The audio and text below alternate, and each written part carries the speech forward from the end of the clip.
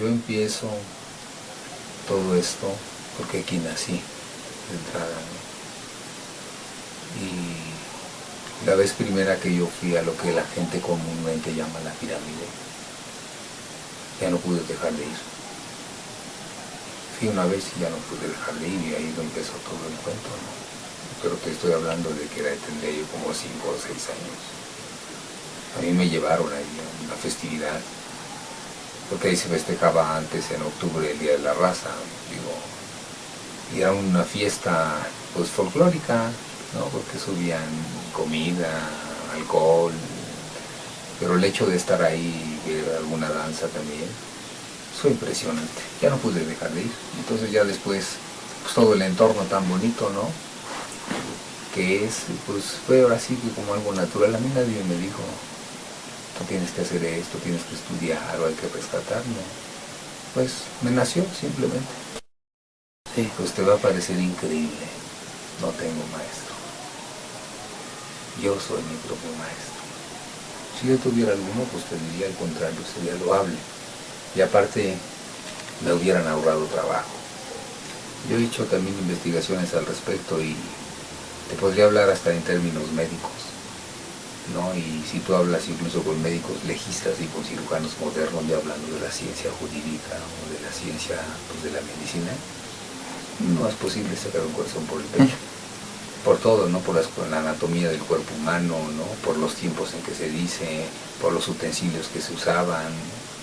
Es una falacia, es una falacia. Es un invento europeo católico para justificar la barbarie que se vino a hacer a México. Y es muy simple hablar de alguien cuando no está presente. ¿Sí me explico? Es muy fácil hablar de una persona o de un pueblo cuando él no puede decir por sí mismo algo, ¿no?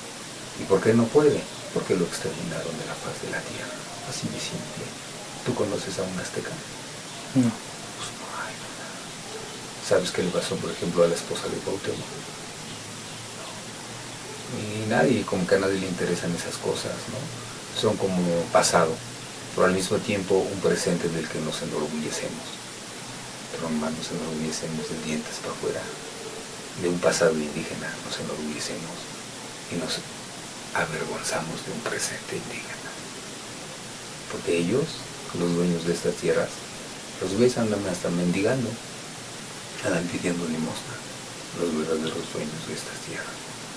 Entonces ahí donde ustedes vienen, de la Ciudad de México, supongo, ahí había un Estado, había un gobierno informe, una sociedad bien adelantada en todos los sentidos. ¿Qué le pasó?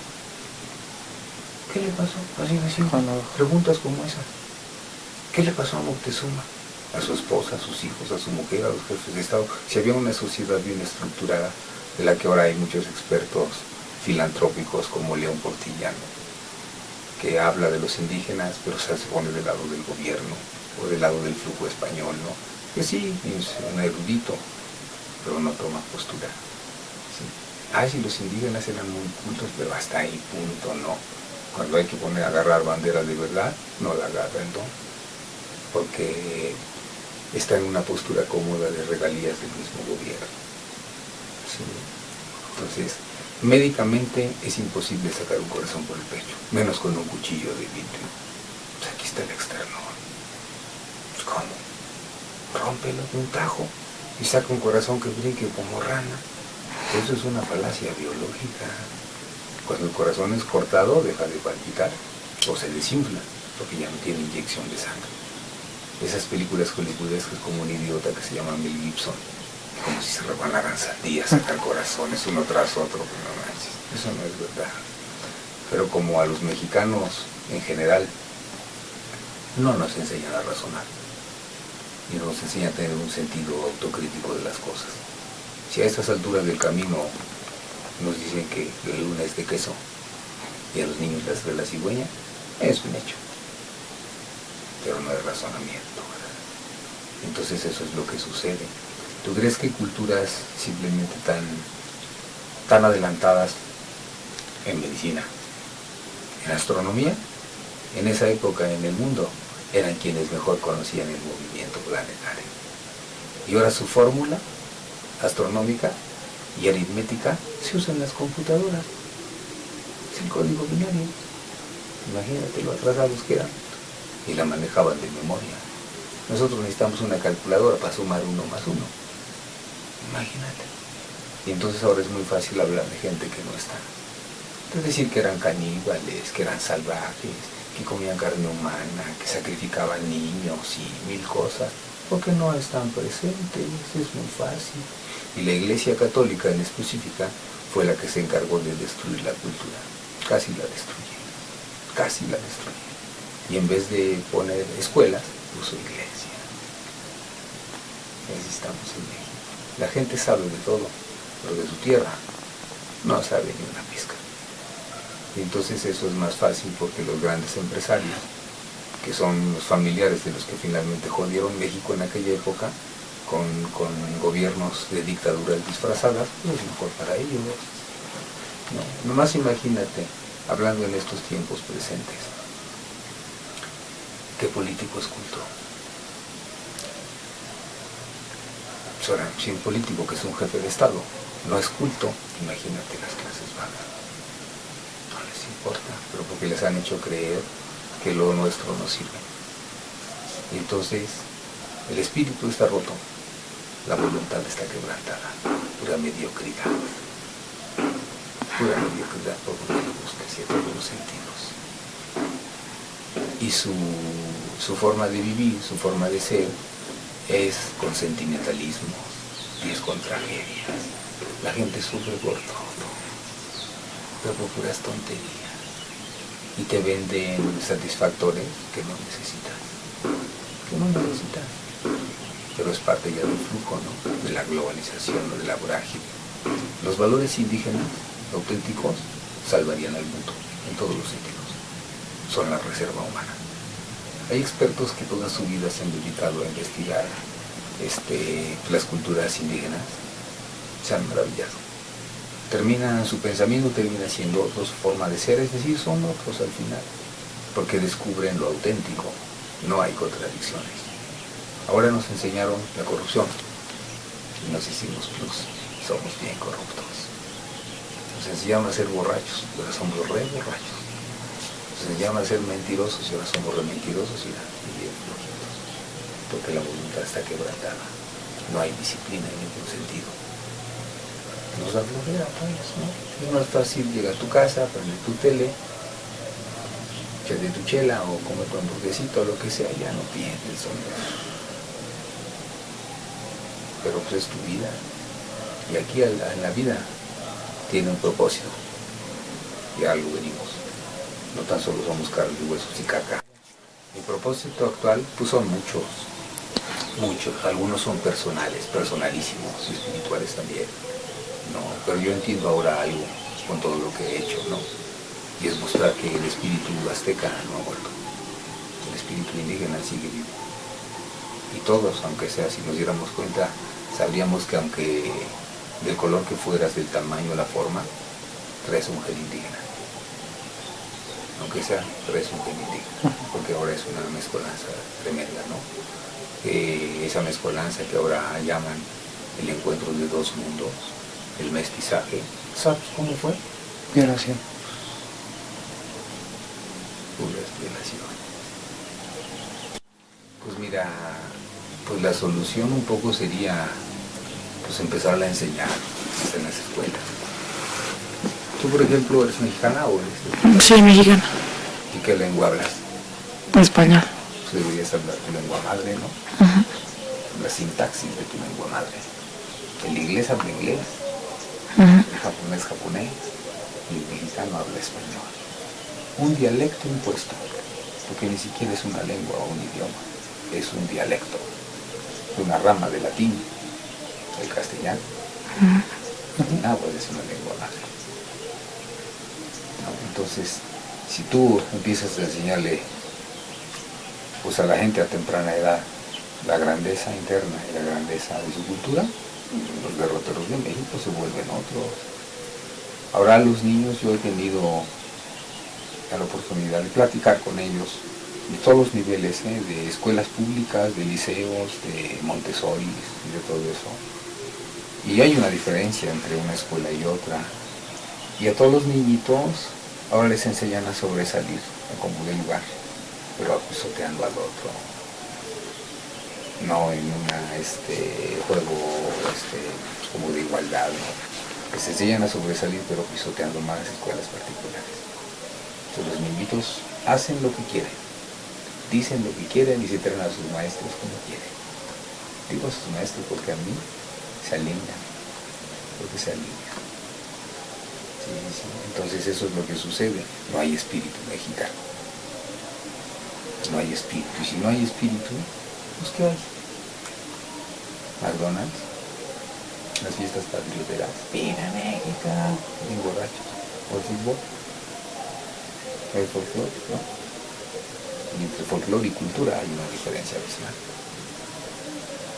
Así, entonces mostrarlo, retomarlo, enseñarlo como sea, ¿no? en los medios que sean al final. Porque yo pienso que el tiempo pues ya llegó, digo, uno no puede ser copia. Y la gente es copia de todo copian. Copian cómo hablar, cómo vestirse, qué colgarse. Hasta andan imitando a gente de otros lugares si así quieren ser, ¿no? Y eso te aleja porque no eres tú. Entonces somos copia de copia, pues qué chiste es eso, ¿no? Imagínate que no salga tu propio ser, lo que eres tú. No existe el no ser. Entonces la gente ve al baboso de Michael Jackson y quiere ser como Michael Jackson. Y yo digo, ¿cómo? Digo, no tengo nada en contra de él, aparte ya se murió el don, ¿verdad? Y tendría que hablar de él.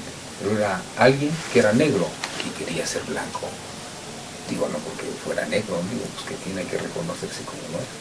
Yo como me vería si me hace mi pelo lacio negro, me lo pintara yo de rubio. Pues me vería yo ridículo, seguramente. Hablo de mí, porque me pusiera yo pupilentes. Sería el alejamiento total de lo que soy, ¿no?